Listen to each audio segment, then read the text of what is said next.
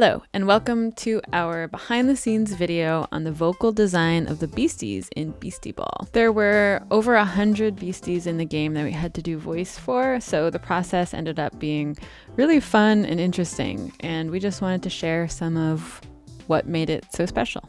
I think the most important thing for a Beastie voice is personality, because you got 100 of them. They all have to feel really different.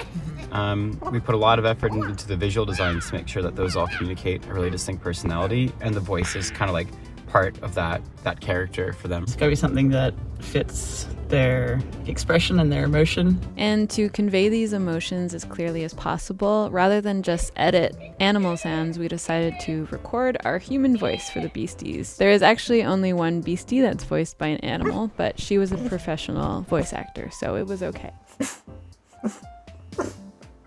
In fact, she was so good at voicing sadness that she is the only Beastie to have more than 4 variations in one pose. As a biased human being, personality to me often comes from human performance and like kind of human personality social cues. So sometimes they would come into conflict where Alexis would want it to sound more like an animal and wanted to, bring in more like animal type inspirations, whereas I'm always kind of coming more from the place of like, how do you make them sound like they have a certain personality? But I think the merger of those two directions is part of the strength of our game. Yeah, we usually look for some reference of that creature and try to find some videos that or sound recordings of the kind of noises that it makes. Try to find like a range of things, because usually the creatures make all sorts of noises.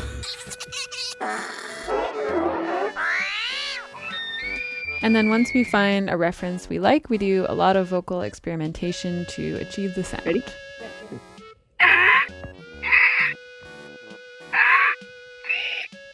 That's probably enough. I'm trying to think of how to describe it. It's like sucking air in. You're sucking. Yeah, inhaling. Oh.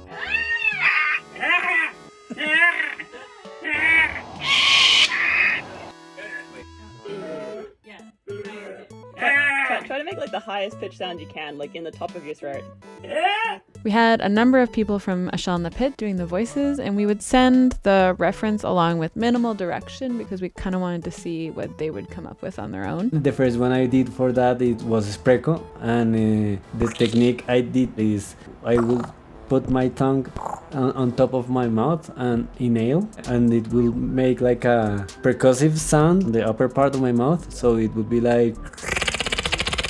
So I would move my mouth in different positions to make like different intention. Like there's a bunch of evolutions and different species within the shrooms. So we wanted them to sound like they are from the same species but not the same like creature. So like.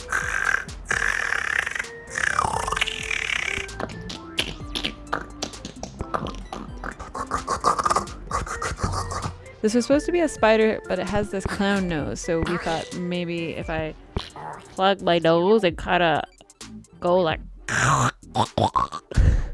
It became a sound I didn't know I could do, like moving the sound up into my nose and then moving my mouth like...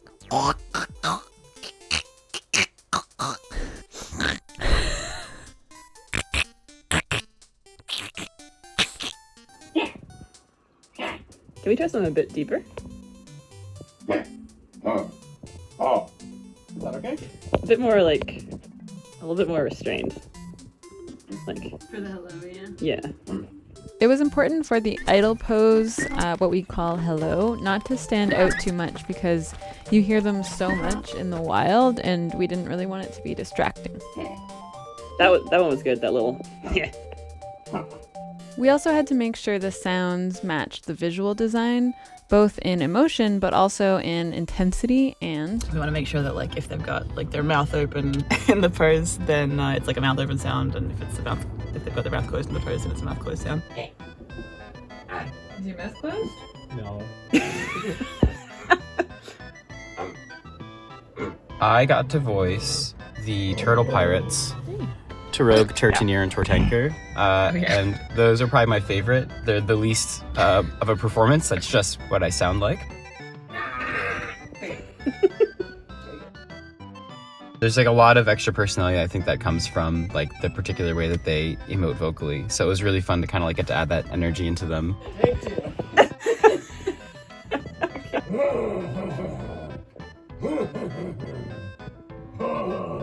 I think the laughing ones are. Yeah, more feels more piratey. Not to be too sharky. It's gotta be something that like doesn't sound too close to any other beastie. Because the 100+ beasties were almost all human voice, we had a really hard time because they couldn't sound too much like each other. It was an incredible challenge. We had to basically keep all the voices in our minds while we were recording. I kept thinking, that there's only so many sounds that the human voice can do, but we just kept surprising ourselves and coming up with new things. You could maybe try more of a kind of, because I think the shock is very like, ha ha. Here, wait, I'm gonna play the shark.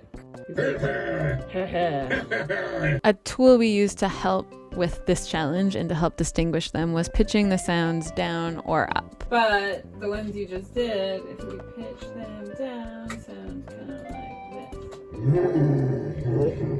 Whoa.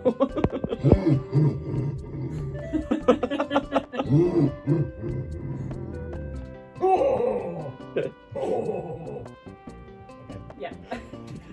Pitch down, that should be right.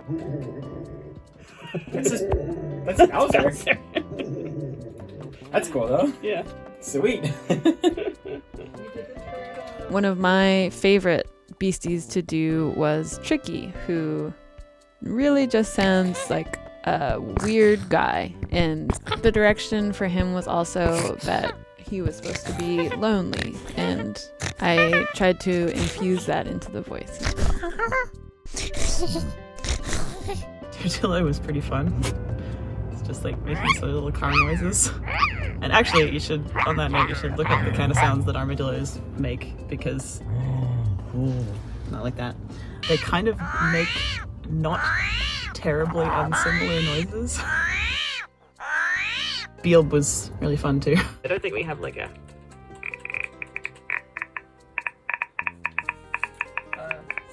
That sounds not that cute though.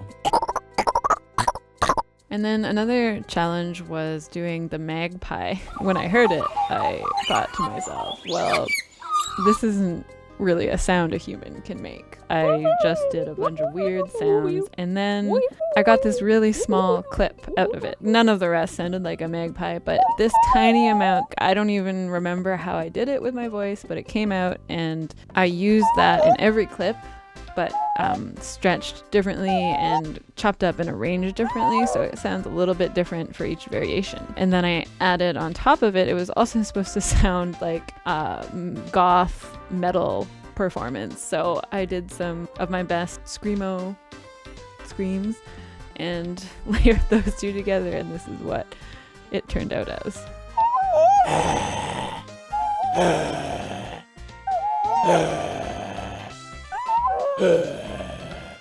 For the larva, I tried to sound like I was drinking.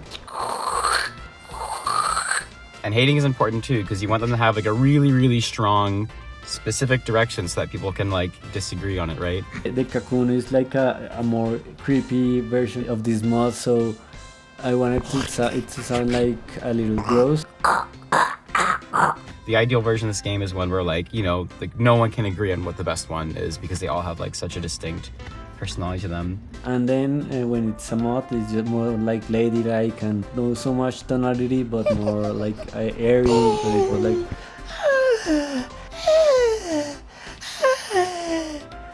Yeah, and that's it. This was very fun, and yeah, play the game.